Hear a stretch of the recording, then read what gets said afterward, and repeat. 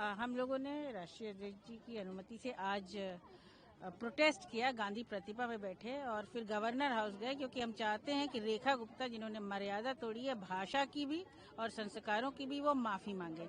उन्होंने माफी नहीं मांगी, घमंड और अहंकार है। आज हमारे साथ हमारे नेता प्रतिपक्ष माता प्रसाद पांडे जी बैठे हैं, हम लोगों को संबल देने आए हैं।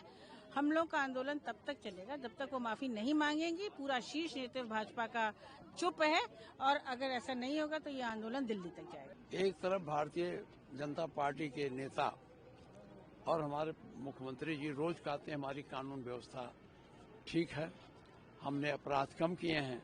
दूसरे तो रोज मैदान में अपराध होते हैं, एक साथ 3 आदमी की हत्या, इससे बड़े कानून व्यवस्था की स्थिति को चुनौती देने वाली बात और क्या हो सकती है। तो कानून व्यवस्था दिनों दिन गिरती जा रही है। जब हम लोग असेंबली में आंकड़ा दिखाते हैं तो माननीय मुख्यमंत्री जी एक और आंकड़ा ले आते हैं, कहते ये सही है, ये गलत है।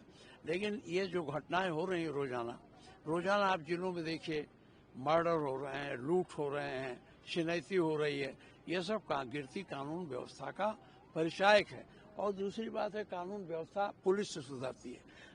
पार्लियामेंट में सुप्रीम कोर्ट ने एक आदर्श जारी किया था, एक निर्देश जारी किया था कि किस तरह से डीजीपी का सिलेक्शन होगा। उसके बाद इन्होंने नियम बदल दिया, एक नया नियम बनाया। अब उस नियम से अगर डीजीपी को नियुक्त किया जाएगा तो 2 साल तक उनको हटाया नहीं जा सकता, वो आदमी स्वतंत्र होकर काम करेगा।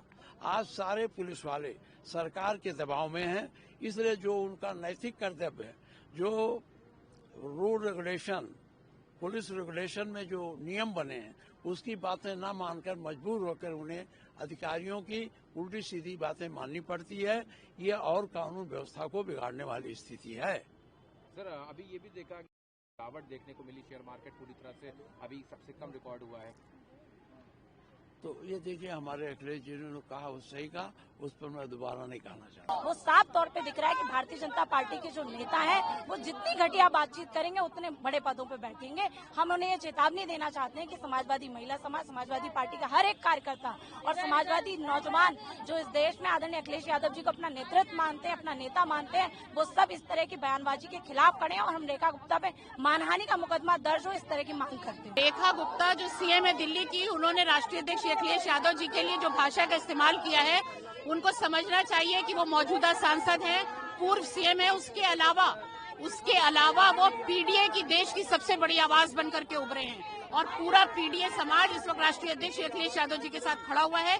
और जब तक रेखा गुप्ता जी माफी नहीं मांगेंगे, ये आंदोलन चलता रहेगा। ये आंदोलन आज यहाँ हो रहा है, कल को ये उत्तर प्रदेश में होगा और बाकी पूरे देश में होगा, क्योंकि पूरे देश के पीडीए समाज की नजर राष्ट्रीय अध्यक्ष जी पर है। उनकी किसी भी तरीके से उनकी मानहानि हम लोगों को बर्दाश्त नहीं है।